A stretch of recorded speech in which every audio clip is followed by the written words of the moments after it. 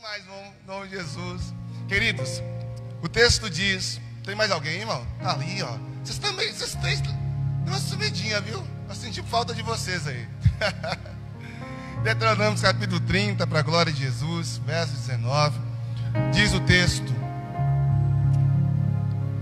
hoje tomo o céu e a terra por testemunhas contra vocês, que lhe propus a vida e a morte, a bênção e a maldição. Escolham, pois, a vida, para que vivam vocês e os seus descendentes. Eu quero convidar você a ler novamente a parte final dessa palavra de Deus. Escolham, pois, a vida, para que vivam vocês e seus descendentes. Em nome de Jesus, feche seus olhos novamente, vamos orar. Pai, eu quero louvar o seu nome por sua palavra e glorificar a ti, Jesus, pelo que o Senhor já tem falado e ministrado aos nossos corações. Que nessa noite, Deus, nós possamos louvar a ti e glorificar ao Senhor por sua bondade, por sua grandeza e por sua misericórdia, Deus. Fica conosco, meu Pai, para a glória do Senhor. Amém e amém. Olá, o Eliseu também está ali, gente. Que Deus abençoe sua vida, meu filho. Amém. Final do culto, vou te dar um cascudo. Se não ter aparecido antes, você tem que tocar mais nosso. Irmãos, uns dias atrás, já tem o quê? Uns 2 meses? Baixa um pouquinho o fundo aí para nós, só um pouquinho.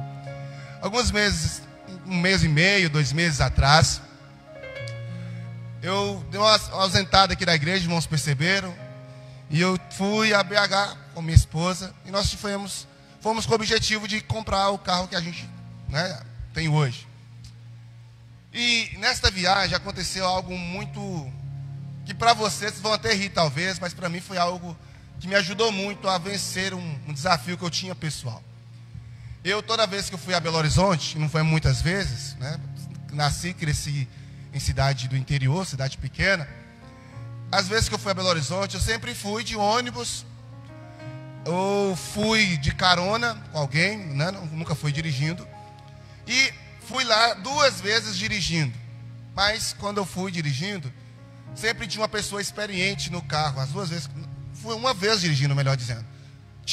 Eu fui em um grupo de pastores e tinha um irmão que sabia os lugares, eu só apenas seguia ele, enfim. O que ele fazia lá na frente, eu fazia atrás, aqui no meu carro. E eu lembro, né, nesse período lá, nós fomos de ônibus. E quem me levava, que estava nos levando para ver os carros, para escolher, para comprar, era o pastor que nos hospedou e o filho dele. E quando eles não davam para ir, nós pegávamos Uber.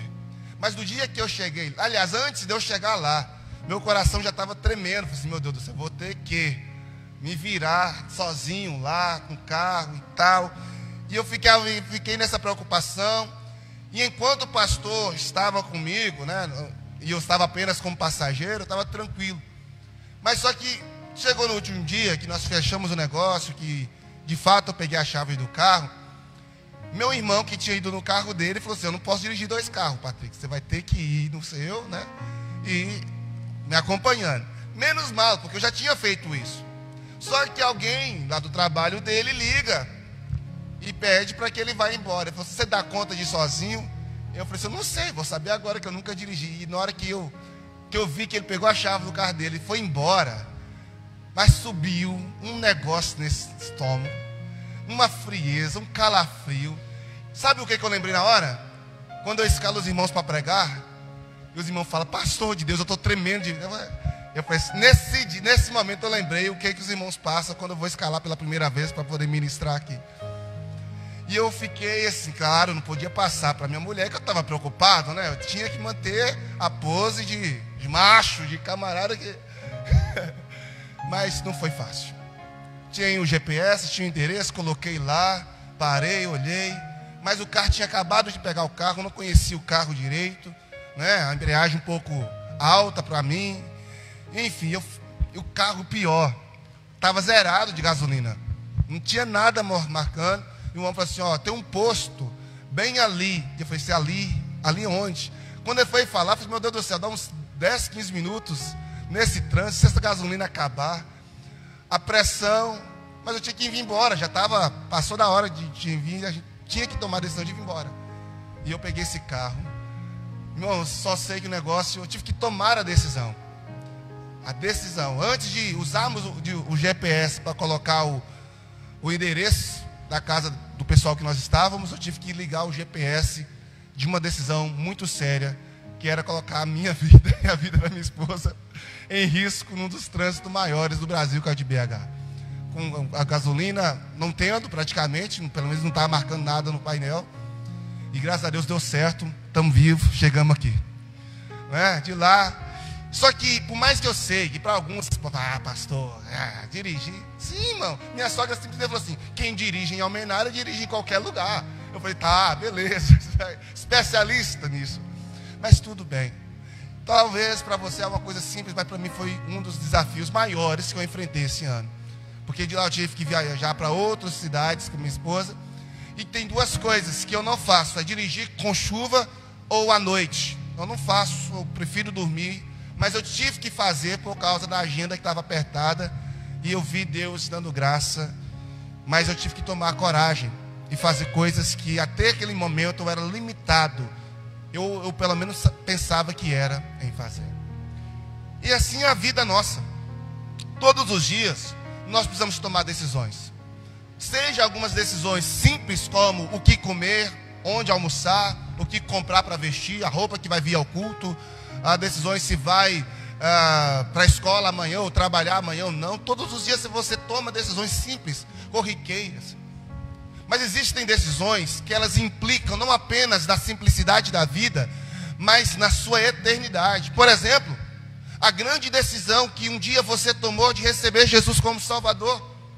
Ou talvez a grande decisão que você vai tomar hoje, de tomar uma direção nova. Quem sabe você está em uma bifurcação da vida, indo para um lado oposto à salvação, para um caminho oposto ao céu. E hoje você precisa tomar uma decisão de fazer um retorno urgente e voltar para o caminho de Jesus, voltar para o lugar onde você nunca deveria ter saído. O fato é que existem decisões e você precisa tomar. Você não vai poder correr por muito tempo. E às vezes a gente fica protelando decisões que são sérias. Decisões que vão mudar o futuro. Decisões que vão mudar jornadas. Decisões que vão impactar na eternidade. Decisões que realmente vai levar a nossa vida para outro nível. Nós protelamos. E um dos motivos pelas quais nós protelamos é exatamente o medo. Um dos motivos pelas quais nós protelamos é a insegurança do que pode acontecer.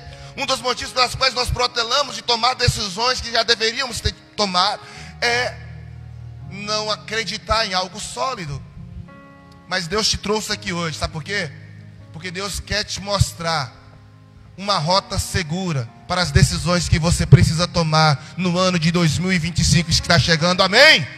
Não, você não acredita, você não entendeu. Deus te trouxe aqui hoje para te orientar a rota segura para as decisões que você irá tomar para 2025. Você crê nessa verdade, meu irmão? Então, em nome de Jesus, eu quero que você abra seu coração e siga comigo nessa estrada. João Calvino, ele disse que a vontade de Deus é a regra suprema de toda a justiça e é baseada na vontade de Deus que todas as decisões precisam ser tomadas. E eu não sei quais os critérios que você tem usado para tomar as suas decisões, ou que você usou para tomar as suas decisões até hoje. Talvez você usou como critério a sua análise pessoal. Quem sabe você tem usado como critério os seus sentimentos. Quem sabe você tem usado como critério a sua história. Baseando na história que você teve no passado, você tem tomado decisões para o seu futuro. O fato, irmão, que toda vez que você toma uma decisão, você usa algo como base para aquilo. Alguns tomam decisão pelo medo, outros tomam decisão pela insegurança, outros tomam decisões simplesmente porque acham que aquele caminho é o correto. Só que, como o próprio Salomão disse, há caminhos que para o homem parecem bons, mas no final são caminhos de morte. Vocês me ouvem falar esse versículo direto aqui, né? Exatamente, porque antes de tomar qualquer decisão, se você não seguir a rota que nós vamos traçar aqui hoje, se você não colocar no GPS da sua vida os pontos que nós vamos tratar aqui hoje, pode ter certeza, o destino que você vai chegar será destino de morte. E não estou falando apenas da morte física. Você pode estar chegando ao destino da morte espiritual, da morte do seu relacionamento, da morte da sua vida profissional. Algo morre quando as decisões são tomadas de maneira leviana e irresponsável. Algo sempre vai se prejudicar. E é por isso que é importante hoje você tomar nota. E se você não tomar nota, pelo menos leia o esboço que já está postado para vocês lerem, que aqui não tem como falar tudo que eu escrevo. Amém? Então, algumas verdades que você precisa entender sobre decidir de maneira que agrade a Deus e que traz paz ao seu coração. Primeira pergunta que eu quero fazer para você é: as últimas decisões sérias que você tem tomado na sua vida tem agradado a Deus? Pensa comigo, vamos lá? 10 segundos. As últimas decisões sérias que você tem tomado na sua vida tem agradado a Deus? Segunda pergunta: as últimas decisões sérias que você tem tomado na sua vida tem trago paz ao seu coração? Ou você tem ficado aflito? Ou você tem ficado angustiado por não saber se a decisão que você tem tomado ou vai tomar é verdadeiramente aquela que deveria ser tomada? Então, querido, se você não tem certeza que está agradando a Deus, ou se o seu coração está aflito, é isso mesmo, né? Está angustiado, é sinal que essas decisões não têm seguido os passos que veremos aqui hoje. E a primeira parada dessa rota de decisões seguras, de decisões que cumprem a vontade de Deus e que traz paz ao seu coração, a primeira parada nossa vai ser lá em Tiago, capítulo 1, verso 5. Vamos lá? Sua Bíblia ou no telão, você vai acompanhar a leitura comigo. A primeira rota, nessa rota, a primeira parada, o que está escrito aí, irmãos? Se, porém, o quê? Tem falta de sabedoria, peça a Deus que a todos dá com generosidade e sem reprovações, e lhe será concedida. Coloca na NVI, irmãos, nossa versão que a gente geralmente usa aqui. Se alguém está tendo necessidade de sabedoria, irmãos, entenda bem. Primeira parada na rota de decisões seguras que trazem paz e que cumprem a vontade de Deus, essa decisão precisa ser feita a partir da sabedoria de Deus e não da sua sabedoria. Há uma grande diferença da nossa inteligência cognitiva, da inteligência emocional, da inteligência positiva, da inteligência espiritual. Quem tem vindo nos cultos de quarta, irmão, eu falo para você que eu ministro aqui domingo e é um culto de celebração, mas os cultos de quarta-feira, para mim, tem sido revelador. Sabe, tem sido um tratamento muito pessoal, o culto de intercessão. Porque eu confesso para vocês que tem hora que eu chego aqui, porque é um culto espontâneo, as músicas são espontâneas, as ministrações, eu escalo os irmãos, cada um traz uma palavra, isso é muito espontâneo. E quarta-feira, retrasada, eu estava muito angustiado, eu estava precisando tomar uma decisão muito séria. E eu cheguei aqui 5 horas da tarde, para o culto que ia começar às 7h30 da noite. E eu vim para orar, vim pedir Deus e me colocar diante do Senhor. E enquanto eu estava orando, toda hora vinha na minha cabeça a história de Abigail e de seu esposo. Toda hora. E quando você vai ler a história de Abigail, você percebe que o texto faz menção de que Abigail era uma mulher bonita e inteligente.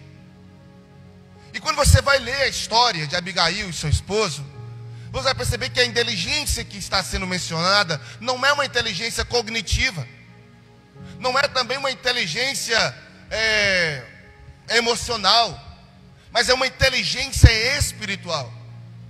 Não era uma inteligência que ela conquistou nos bancos da escola, ou reproduzindo comportamentos de pessoas de seus pais, mas é uma própria inteligência da parte de Deus. E é por isso que a inteligência de Abigail é elogiada.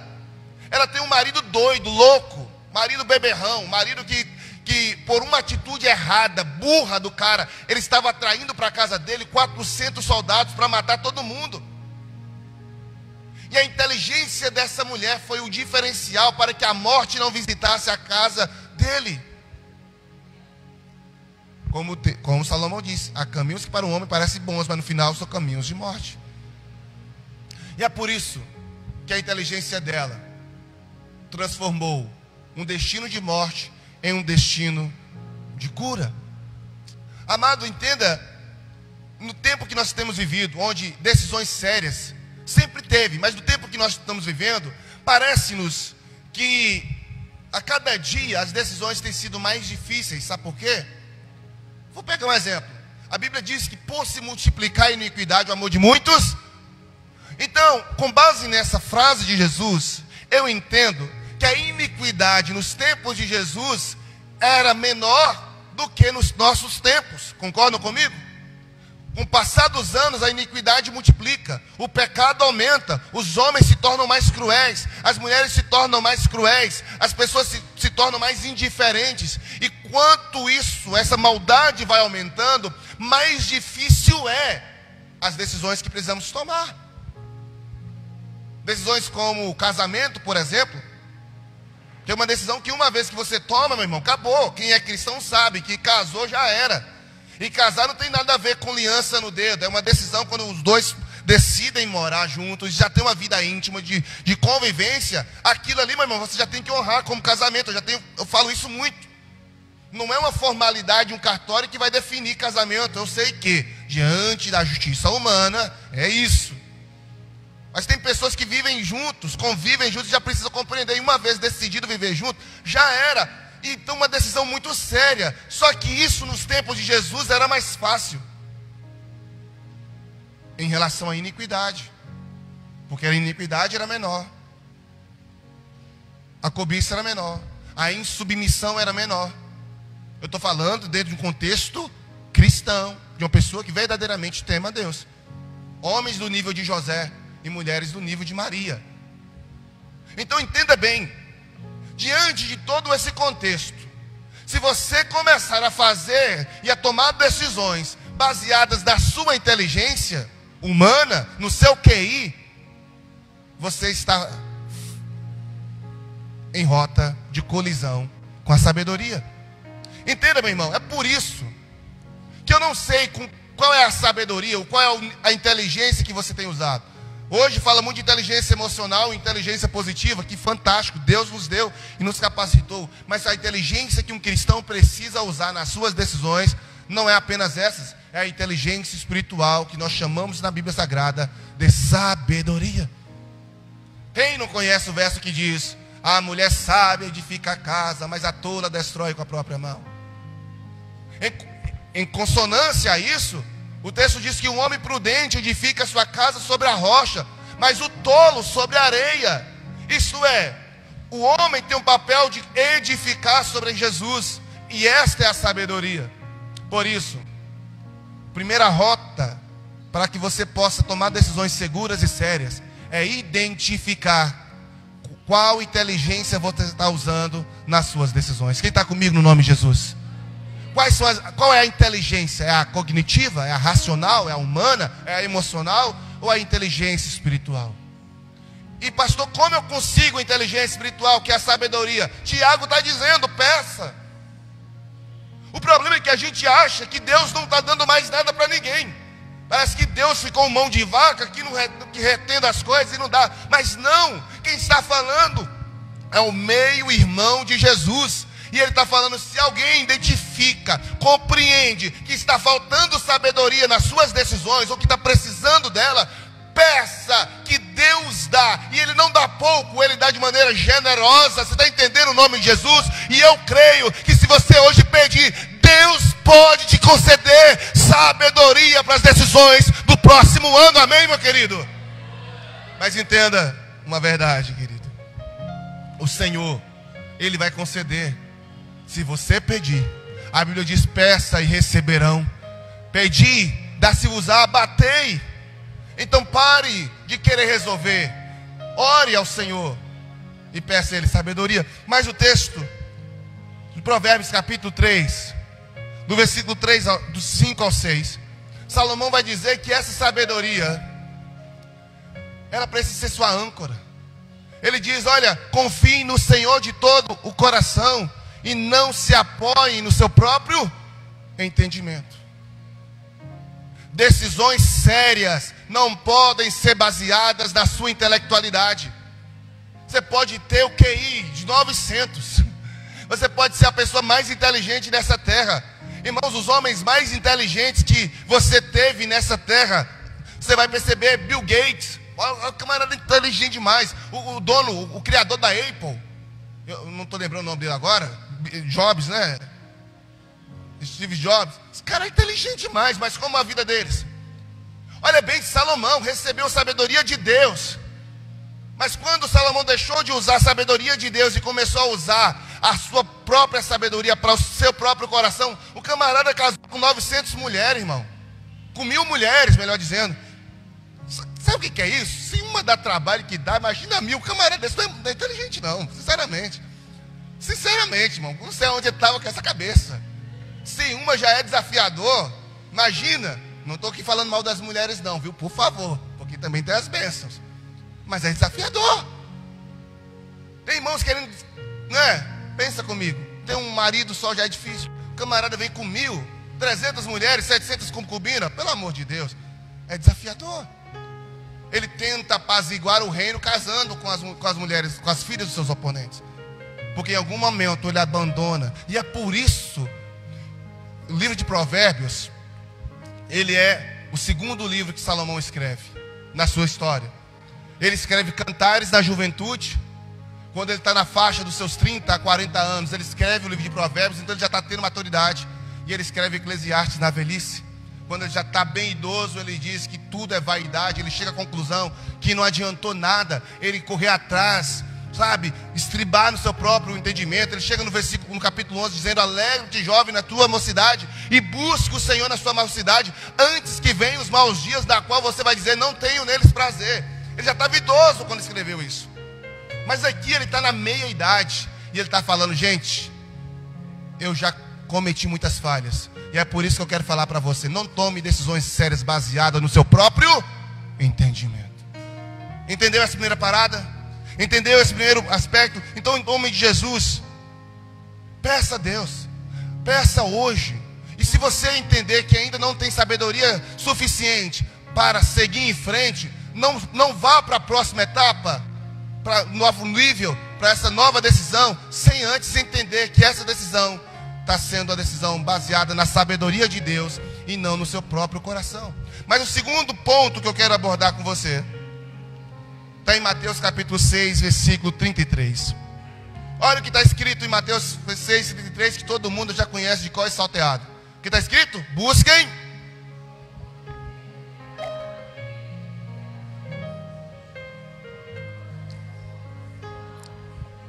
Bom, eu estou pregando para pessoas que creem na Bíblia, sim ou não? Tem alguém aqui que não crê? Tem alguém que não acredita? Eu espero que não. Alguém está me assistindo? Então, se você acredita que a palavra de Deus é verdade, e eu vou falar isso daqui a pouquinho, você precisa entender que quando Jesus está dizendo: olha, busquem em primeiro lugar o reino, Jesus está dizendo: olha, as suas decisões passam pelo reino de Deus. Irmãos, eu não sei quais os objetivos que você tem. Nós estamos aí há 4 semanas no final do ano, 2024, e já começa os planejamentos para 2025. Já começa a pensar o que vai fazer daqui na virada do ano, né? As mulheres já começam a pensar o que vai fazer na ceia de Natal, como que vai ser a virada. Ou aqueles que terminaram o ensino médio vai começar a pensar em que faculdade vai fazer.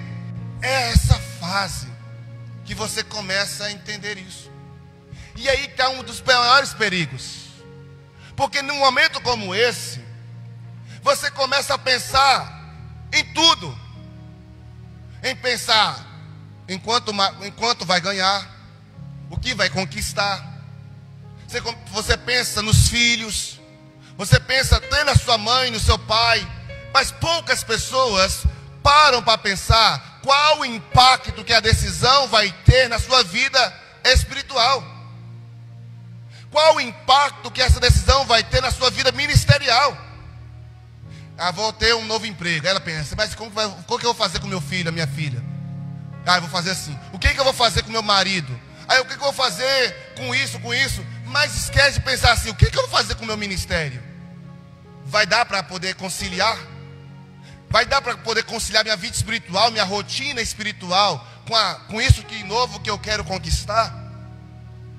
A segunda parada dessa rota que nós traçamos aqui hoje, que a palavra de Deus nos dá para decisões sábias, que vai estar de acordo à vontade de Deus e trazer paz em seu coração, você precisa colocar como critério principal, é que se essa decisão que você vai tomar glorifica a Deus ou não, está dentro do propósito de Deus ou não, se ela vai valorizar o reino de Deus na sua vida ou não.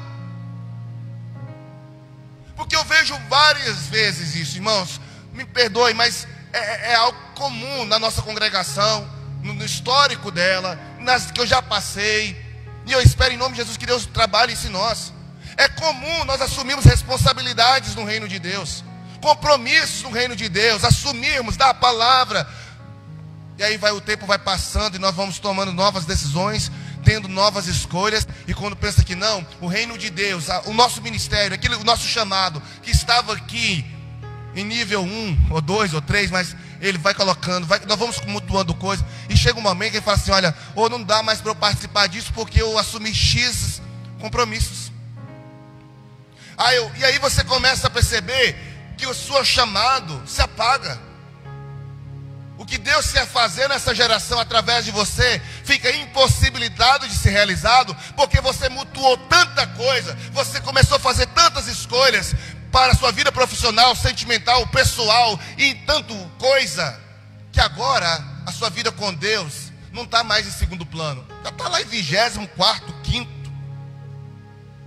A decisão sábia prioriza o chamado de Deus na vida. A decisão inteligente, ela prioriza o reino de Deus. É a segunda verdade que você precisa compreender. Eu não sei quais decisões vocês vão tomar, mas se quando vocês forem tomar, precisa estar tomando-as com base na sabedoria divina e não no seu próprio entendimento. E em segundo lugar, você precisa priorizar, diga comigo, priorizar meu compromisso com Deus. Porque, irmãos, se você for analisar, o que nos separa de Deus não são as coisas ruins, não. Pelo contrário, as tragédias tendem a nos aproximar de Deus, porque a gente começa a orar pedindo por socorro, por livramento, por cura. A gente faz campanha, nós fazemos tanta coisa, porque o momento ruim nos leva a nos render. O que nos afasta de Deus, meu irmão, são as coisas boas, é o sucesso, é o crescimento. E quanto mais nós crescemos na vida profissional, quanto mais nós melhoramos o nosso relacionamento dentro de casa, quanto mais nós desenvolvemos financeiramente, amado, isso tem a tendência de nos afastar daquilo que é prioridade, que é a boa parte. Eu não sei se é isso que você quer ouvir, mas é isso que a Bíblia nos orienta hoje. Se as suas decisões que você tem tomado nos últimos meses ou nesse ano de 2024 tem te afastado do chamado de Deus, eu posso lhe garantir que ela pode estar trazendo sucesso para você, mas ela não está sendo uma bênção para você. Há uma diferença de sucesso, de bênção. O texto inicial que nós lemos diz: a bênção e a maldição colocam diante de você, a vida e a morte eu coloco diante de você, escolhe pois a vida. E o pior disso é que às vezes a vida tem a aparência de morte e a morte tem a aparência de vida. Vou falar agora. Quando Eva comeu do fruto, antes dela comer do fruto, o texto diz que Eva olhou, viu que era agradável aos olhos e boa para si comer. Você está entendendo? Geralmente o que vai te afastar do propósito é agradável e boa para se comer. Irmão, Dalila não era feia, Dalila não era uma descabelada, Dalila era bonita, atraente, mas que estava tirando o cara do propósito. Há caminhos que para o homem parecem bons, mas no final é morte e dá certa. Agora, a coisa mais importante que existiu na terra, um homem mais importante que existiu na terra, quem é ele? Jesus, não é isso? Quem está escrito no livro de Isaías, capítulo 53, que ele não tinha beleza e nem formosura que nos agradasse. Isso era um Patrick da vida, coitado. Não tinha beleza e nem formosura que agradasse aos olhos.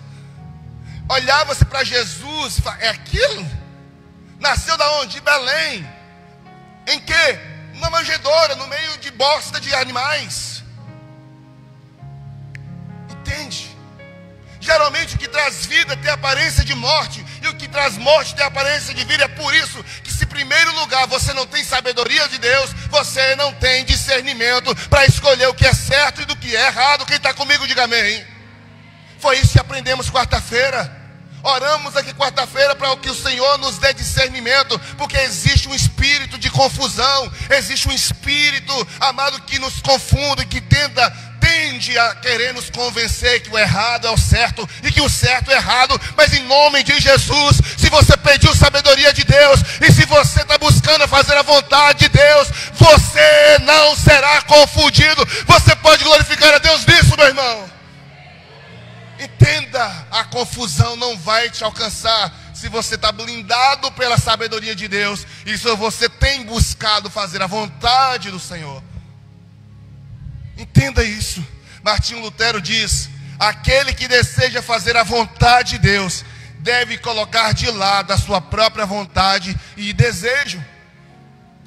Irmãos, isso é um princípio básico. Os nossos desejos e vontades geralmente colidem com o desejo e a vontade de Deus. Aquilo que é atrativo e para nós, geralmente não é para Deus. Vem comigo. Olha o que está escrito no livro de Apocalipse. Fala das cartas do Senhor para 7 igrejas, não é isso? As 7 igrejas da Ásia. Dessas 7 igrejas, 5 eram ricas, 5 eram bonitas, 5 eram luxuosas, mas as 5 receberam repreensão. As únicas igrejas que não receberam repreensão, é um dado que muitas vezes passa despercebido, foram as igrejas simples e a mais pobre, que é a de Filadélfia. Por que isso? Porque, irmãos, aqueles que confiam em si mesmo, no seu dinheiro, no seu ouro, nas suas obras, sabe, nas suas conquistas, geralmente se escorregam fácil. Eu ouço constantemente as pessoas me falarem: pastor, eu tenho um problema comigo. E qual é, meu filho? Qual é, minha filha? O problema é que quando eu estou na pior, eu até que fico fiel, mas quando eu começo a ficar bem, eu esqueço. E eu simplesmente falo: meu irmão, isso não é um problema seu, é um problema de todos nós, da humanidade. Temos a tendência de esquecermos de Deus quando as coisas estão tudo dando certo. É por isso que Deus permite que coisas ruins aconteçam, para que nós voltemos sempre ao caminho do Senhor. Quem está entendendo, diga amém. Então, se você quer tomar decisões, quantos querem tomar decisões que traz paz ao seu coração? Quantos querem tomar decisões que estão de acordo à vontade de Deus? Então diga comigo: pedir sabedoria. Não, você não falou, será que entendeu? Pedir sabedoria. Priorizar o reino. E em terceiro, está aqui no livro de Salmos 119, verso 5. Terceira verdade que eu quero que você entenda aí. Salmo 119, verso 105. Está escrito o quê? A tua palavra é lâmpada que ilumina os meus passos e luz que clareia o meu caminho. Salmo 119, verso 105. Irmãos, entenda bem. Como eu disse, uma das dificuldades que eu tenho de dirigir à noite é porque, geralmente, quando os camaradas vêm com os carros, com seus faróis, pode da altura que for, eu tenho muita dificuldade de ficar olhando, de conseguir focar no meu percurso. Então, geralmente, quando eu estou dirigindo à noite e vem um carro, a minha tendência inicial é pisar, dar uma segurada, né? Então, se vir carro toda hora eu estou. A pessoa vai, né? Então é muito ruim para mim. Então, geralmente, eu não opto dirigir à noite, só quando de fato é necessário. Eu vou muito tranquilo. O Kevin, eu falei com o Kevin ontem, né? Irmãos, eu não vou contar os segredos não, mas o Kevin de Ayrton Senna teve que andar com aqueles ofinhos puff lá do coelhinho, né? Coelhinho não. Quem anda devagar aí? Qualquer animal que você imaginar que anda devagar aí. Vim devagar, tranquilo, por quê? Primeiro à noite, estrada desconhecida. E o que acontece é que quando você realmente está em um terreno desconhecido, você tende a ter mais, estar mais atento. Você tende a ficar mais esperto.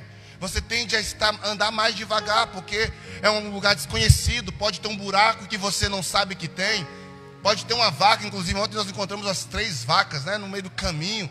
Enfim, são coisas que nos surpreendem, porque é desconhecido para você.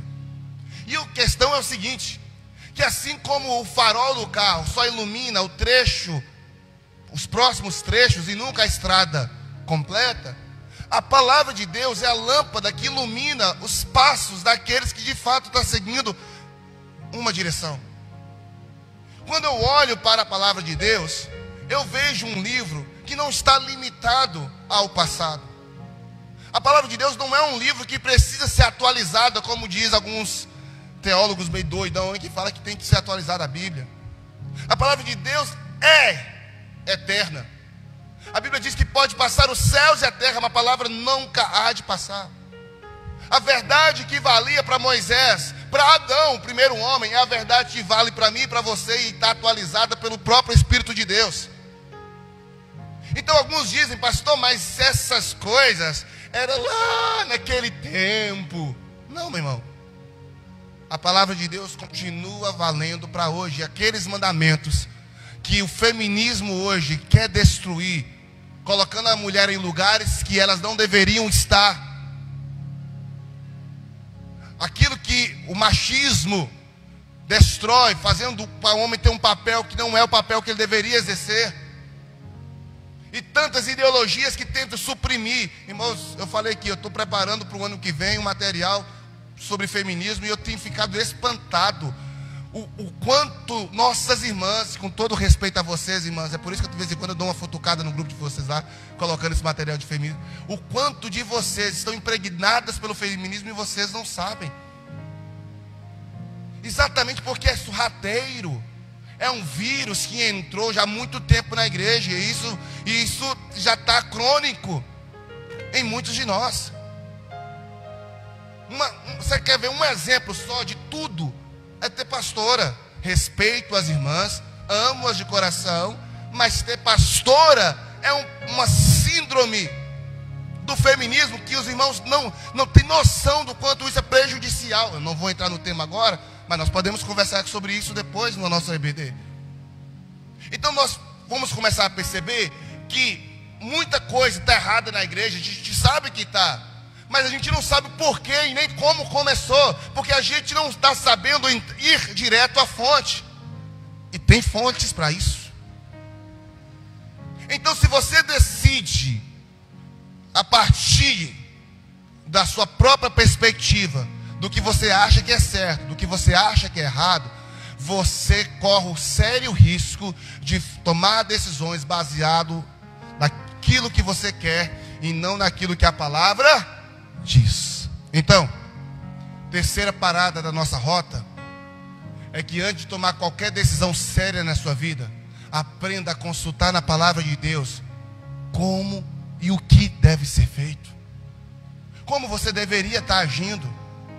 Irmãos, nós tivemos desse ano muita coisa falando sobre família. O ano passado nós falamos sobre casais. Esse ano eu foquei na família como um todo. Nós tivemos um estudo bíblico de quase 3 meses falando sobre o papel da família. Tivemos uma campanha de 1 mês intensivo. Olha, você pode ir lá no canal, não sei se é no canal da igreja ou no canal do meu canal, vai ter lá uma palavra voltada para a família.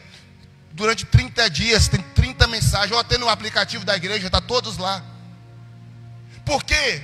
Porque nós temos vivido família, vivido igreja, não baseado no que a palavra diz, mas baseado no que nós achamos por verdade, e é um problema. Por isso, em nome de Jesus, se você quer tomar decisões que te tragam paz, aprenda a consultar na palavra essa decisão, é de Deus ou não. Porque se você continuar tomando decisão de orelha inteira, como diz minha mãe, você vai continuar se frustrando, meu querido. Você vai continuar se frustrando. A palavra de Deus é como uma carta enviada pelo próprio Deus, para que nós entendamos qual é a vontade dEle. Sabe, esta é a palavra, é a carta de Deus para mim e para você. Se você não tem o hábito de ler essa palavra, como você vai tomar decisões certas? Se você lê e não entende, não pergunta e não pede explicação, como você vai tomar decisões certas? O mundo lá toma decisões baseadas em filósofos. O mundo lá toma decisões baseadas em artigos científicos. O mundo lá toma decisões baseadas em relatórios médicos. Mas a igreja que é de Jesus Cristo, o povo que vai morar no céu, não toma decisões baseadas nessas coisas. Toma decisões baseadas na verdade. E a verdade é a palavra de Deus.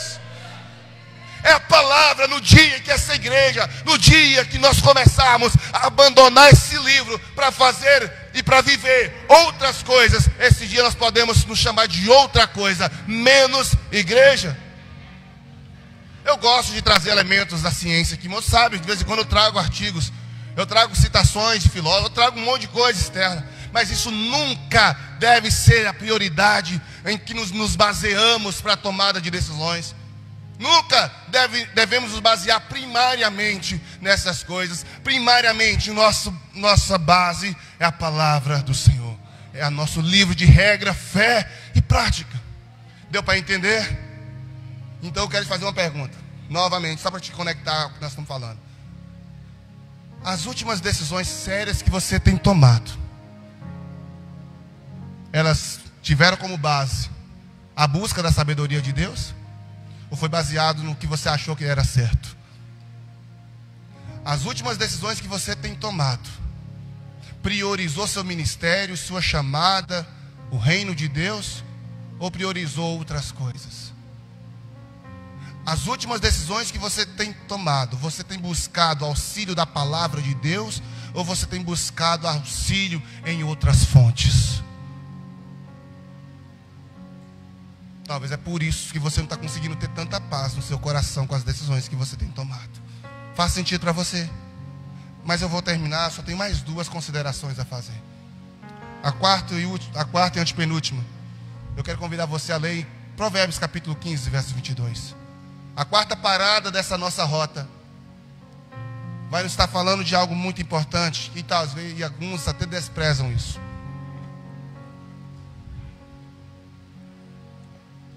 O que está escrito? Os planos fracassam por falta de conselho, mas os são bem-sucedidos quando muitos conselheiros. Isto é, pedi sabedoria de Deus, priorizei o reino dele, o meu chamado, aquilo que Deus me chamou para fazer na obra dele, eu priorizei, já avaliei, não vai prejudicar. Terceiro, já consultei as Sagradas Escrituras, e agora eu vou fazer uma outra coisa. Vou procurar pessoas que amam a Deus, que vivem a palavra de Deus, para sentar aos pés e pedir conselho. Sabe, um dos maiores erros dessa geração é não ouvir os pais. Irmãos, eu posso voltar no minha... Hoje eu estava conversando com minha esposa sobre isso. Nós estávamos tendo um papo muito legal e falamos sobre conselhos.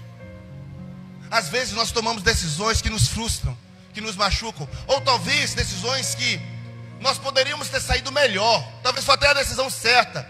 Mas nós sofremos demais, mesmo com a decisão certa. Porque nós não soubemos lidar com a decisão certa que tomamos.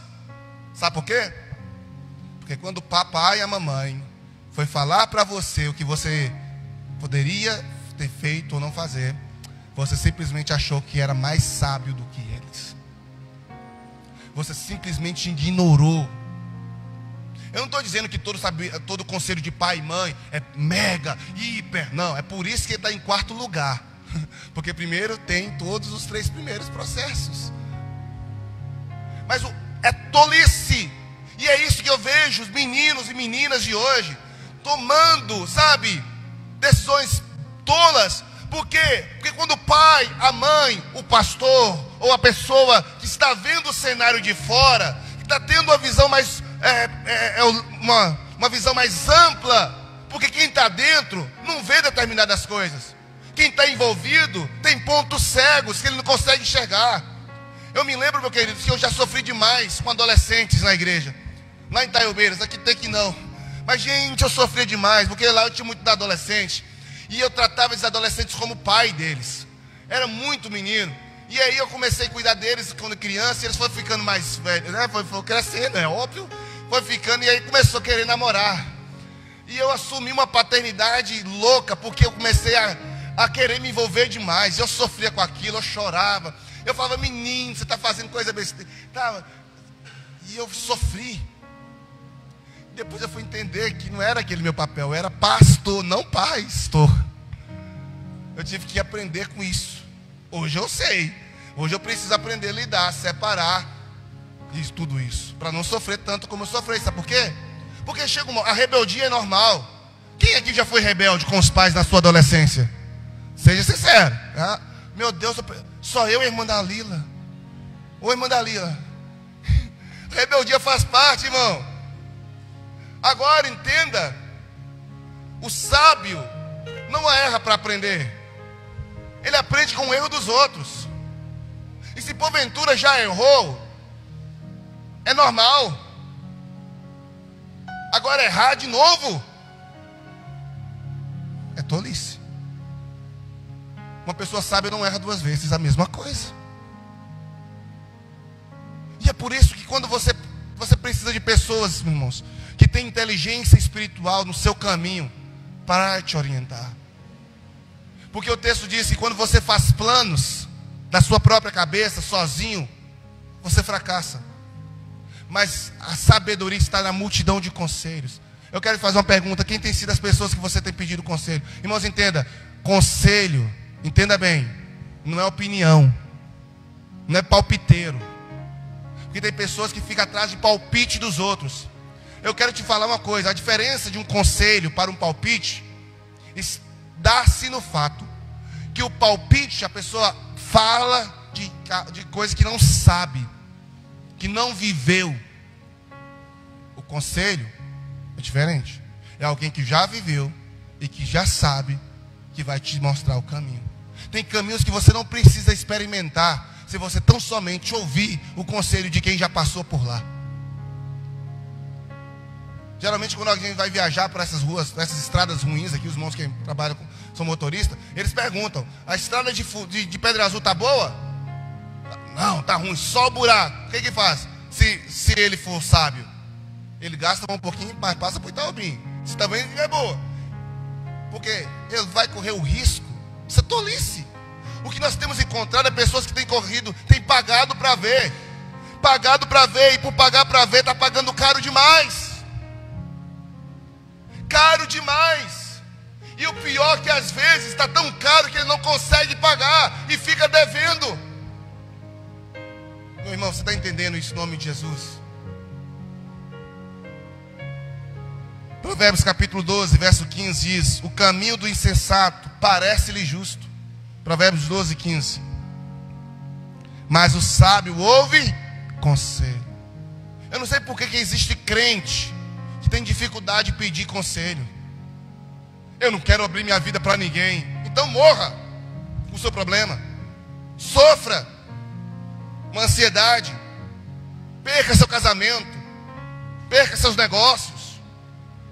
Começa a agir de maneira... Porque é isso, irmão. Tem coisas que você não enxerga. Eu estou há 6 anos trabalhando como analista comportamental. Agora não muito. E o que encontro de pessoas nas análises, surpresa com quem elas são, que elas imaginavam que não era, não está no gibi.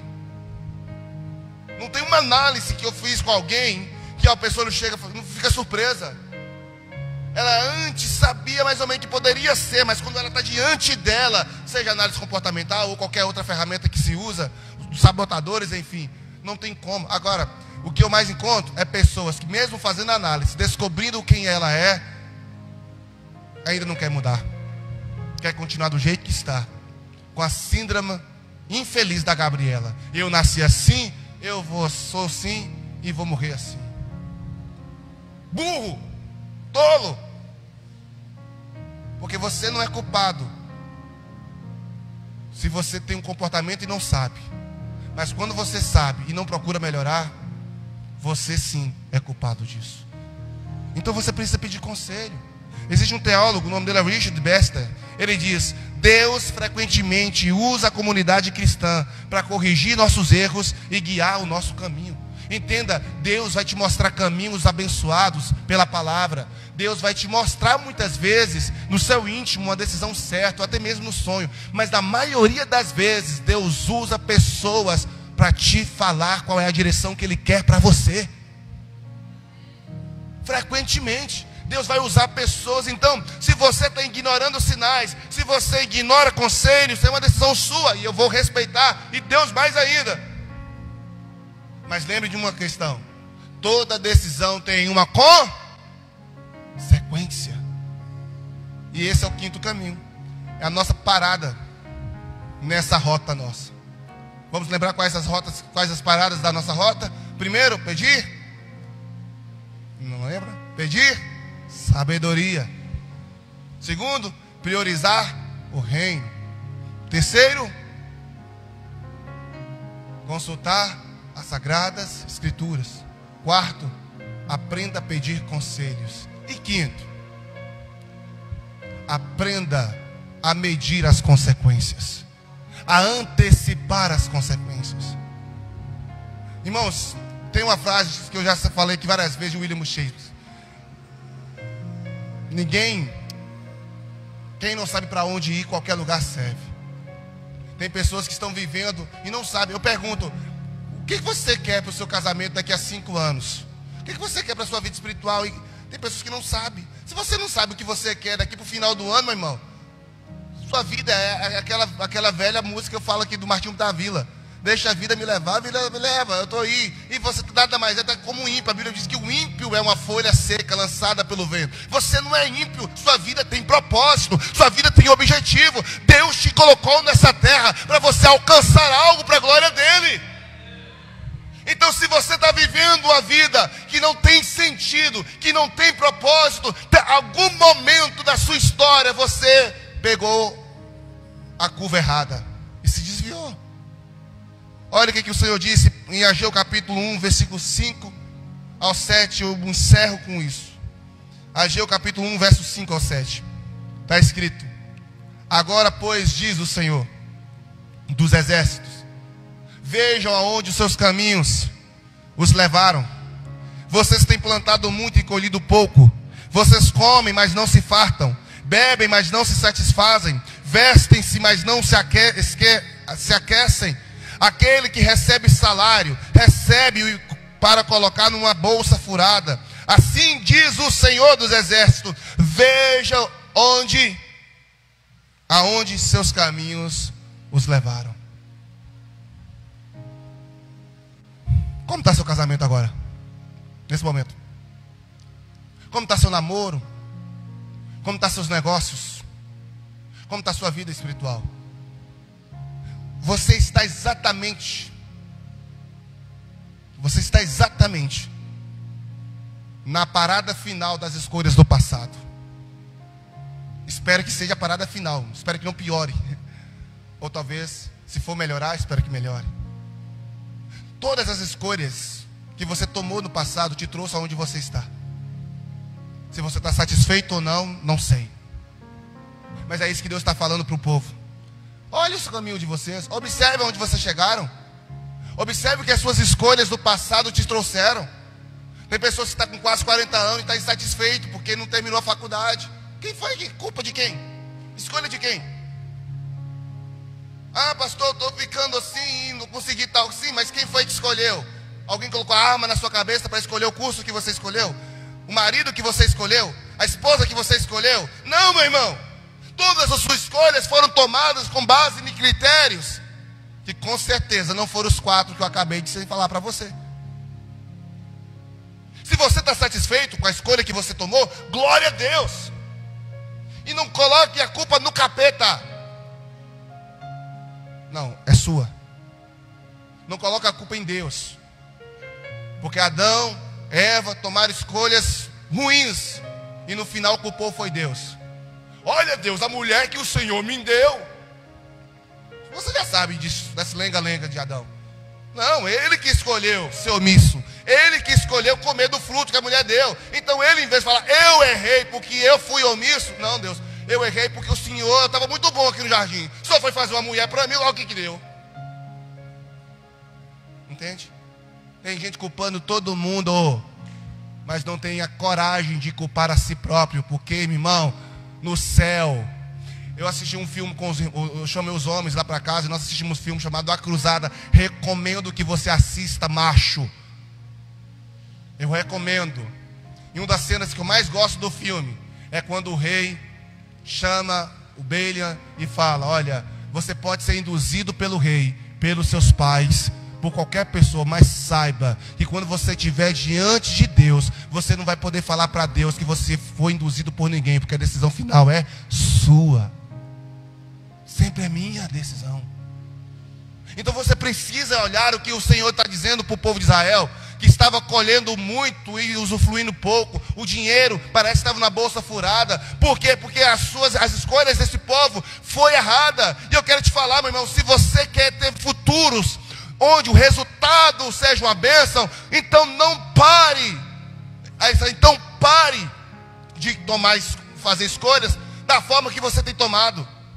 Pare de tomar decisões da maneira que você tem tomado. Pare de escolher, pare de decidir nos critérios que você tem usado. Sabe o conselho que eu te dou hoje? Pega todos os critérios que até hoje você usou para as decisões mais sérias da sua vida, amassa tudo isso, joga na lata de lixo e assume para você a rota que Deus tem estado direcionando hoje. Tome posse disso, porque Deus está querendo te dar um destino que você ainda não conhece, mas que Ele já determinou para a sua vitória, para a sua vida. Mas você precisa tomar a decisão. Assim como eu, antes de ligar o GPS para saber o endereço na capital de Belo Horizonte, eu tive que tomar a difícil decisão de assumir a responsabilidade de guiar a mim e a minha esposa salvo, em segurança e para a casa certa. Porque se for para a casa errada também é um problema. Então, em nome de Jesus, meu irmão, para onde você está conduzindo sua família? Para onde, minha irmã, você também está conduzindo sua família? Qual é o destino? É as suas escolhas que vai te levar para o destino certo. E sabe, de todas as escolhas que você possa tomar, mais importante da sua vida, a primeira dela é consertar com o Senhor. É assumir um compromisso hoje com Deus. Porque você não vai chegar em lugar nenhum se o Senhor não for com você. Se você não tiver a sabedoria de Deus. É por isso que é o primeiro ponto dessa mensagem. Talvez você precise fazer isso hoje. Talvez você tenha negligenciado a palavra. Talvez você tenha negligenciado os conselhos das pessoas, de homens e mulheres de Deus. Será que está na hora de fazer um concerto? Você pode ficar sobre os seus pés? Você pode orar comigo? Te ajudou? Esclareceu? Tem coisa aqui que está escrito, mas eu não falei. Te aconselho a ler o esboço da mensagem que eu já postei no grupo Jornada de Leitura. Amém, irmãos? Está lá no grupo. Eu quero convidar você. Quem tem decisões importantes para tomar aí até o final de 2024? Quem tem? Eu quero te convidar a orar comigo aqui à frente. Pode ser? Irmão, sabe que eu não sou de fazer isso não, mas eu quero orar com você. Pastor, tem decisões sérias. Não sei as áreas. Eu preciso orar por você. Quem tem decisões sérias para tomar no início de 2025? Planejamento. Eu quero orar, vamos orar junto. Vamos pedir a Deus sabedoria do céu para poder fazer a coisa certa. Eu não vou insistir não, irmão. Se você quiser vir, você vai vir, entendendo que é importante. Eu não vou ficar aqui, vem, não. É uma questão, é um convite só. Porque é você e Deus. É seu coração e Deus. Eu quero orar com você. E eu quero convidar os presbíteros a vir aqui, estender as mãos juntamente comigo. Eu não sei quais as escolhas que você precisa tomar. Só sei que uma é importante, a decisão de pedir sabedoria ao Senhor. Pai, em nome de Jesus Cristo, nós estamos aqui neste altar. Amado Deus, existem decisões sérias a ser tomadas, escolhas muitas das vezes até difíceis, Senhor. Mas esse povo está aqui, Pai, porque eles sabem que eles podem errar, eles podem escolher mal, eles podem escolher conforme a natureza do seu próprio coração, eles podem escolher, Senhor, o caminho oposto ao que o Senhor quer. Em nome de Jesus Cristo, Pai, eu oro agora, ó Deus, pedindo ao Senhor sabedoria. Dê inteligência espiritual para as tuas servas e para os teus servos. Dê inteligência espiritual agora, como o Senhor deste a Abigail. Dê inteligência, Pai, assim como Salomão pediu sabedoria e o Senhor concedeu a ele. Em nome de Jesus Cristo agora, Senhor, eu peço ao Senhor, Pai, dê sabedoria às tuas filhas, conceda graça, conceda entendimento, para que as decisões e as escolhas que eles possam tomar, possam ser decisões baseadas na sua palavra, escolhas poderosas, escolhas que mudarão o destino. Em nome de Jesus Cristo, Pai, nós oramos pedindo que o Senhor oriente cada um, conforme a sua palavra, conforme o seu querer e o seu propósito. Em nome de Jesus, Pai, eu libero a palavra de bênção, eu libero a palavra de, ó Pai, de vitória, confiando que o mesmo Espírito Santo, o mesmo Espírito de Deus, que veio sobre a vida de Salomão, dando ele sabedoria, discernimento, é o mesmo Espírito Santo derramado no dia de Pentecoste, o Espírito Santo que é luz, o Espírito Santo que conduz a uma direção certa. Em nome de Jesus Cristo, Pai, nós recebemos a rota, nós recebemos agora, Pai amado, e nós queremos caminhar por ela, nós não queremos sair dessa rota. Nos dê graça e perseverança, para que a rota das decisões possa ser cumprida do início ao final dela, e que ao final dessa decisão, ó Pai, as tuas filhas, os teus filhos possam gozar da alegria, da satisfação, em nome de Jesus. Pai amado, que cada decisão que possa ser tomada nesse final de ano, para o próximo, para o início, para o próximo ano, seja a partir, ó Pai amado, da vida emocional, no casamento, nos negócios, na vida espiritual, ó Pai, nos relacionamentos, meu Pai amado, possa, Senhor, ser baseado com a sabedoria do céu, possa estar fundamentado na sua palavra, possa ser, ó Pai amado, ouvido de conselhos abençoadores, em nome de Jesus. E que os seus filhos e filhas, eu oro para que a visão espiritual seja aberta e eles consigam enxergar de maneira prudente as consequências finais, e assim se antever, e assim se preparar, e assim, Pai, mudar se necessário for. Em nome de Jesus, meu querido, minha querida, tome posse dessa verdade, creia nessa verdade, creia que o Espírito Santo te dá sabedoria, creia que o Espírito Santo te orienta, o Espírito Santo te coordena, ele te conduzirá ao propósito de Deus. Pai, nós oramos essa noite, dê sabedoria à liderança dessa igreja, dê sabedoria a cada um de nós, para que as decisões, escolhas possam, Pai amado, culminar em um tempo de graça, em um tempo de vitória, em um tempo de prosperidade. Eu abençoo os negócios das tuas servas, dos teus servos, eu abençoo os relacionamentos na pessoa de Jesus Cristo, nosso Senhor. Ó Pai, eu oro nessa noite e peço em nome de Jesus que a sabedoria dos céus possa vir e permanecer, que o discernimento para saber escolher, ó Pai amado, mesmo que possa ser visivelmente enganador, mas que no coração os teus filhos e filhas possam saber qual é o certo e qual é o errado. Todo fingimento, ó Pai amado, tudo que está oculto possa ser revelado para as suas filhas, para os seus filhos, e eles possam se preparar. Toda cilada, toda arma preparada não vai de prosperar contra essa igreja. Eu creio nessa noite, meu irmão, que Deus está dando livramento, como Deus livrou Israel dos assírios, como Deus revelou. Meu irmão, Deus essa noite, aleluia, traz livramento, traz direcionamento para a glória de Deus Pai. Deus, nós tomamos posse e nós cremos que o ano de 2025 será um ano de escolhas sábias. O ano de 2025 será um ano, Jesus, nós já oramos e nós já ministramos isso. Será um ano, meu Pai, de decisões assertivas para a glória do teu nome. Em nome de Jesus, você pode dizer: eu recebo para a glória de Deus. Aplauda ao Senhor Jesus, dê um brado de vitória, aleluia. Nós cremos, Senhor, que Deus te abençoe e comece a trilhar a rota das decisões sábias no nome de Jesus. Deus abençoe, que o Senhor os guarde.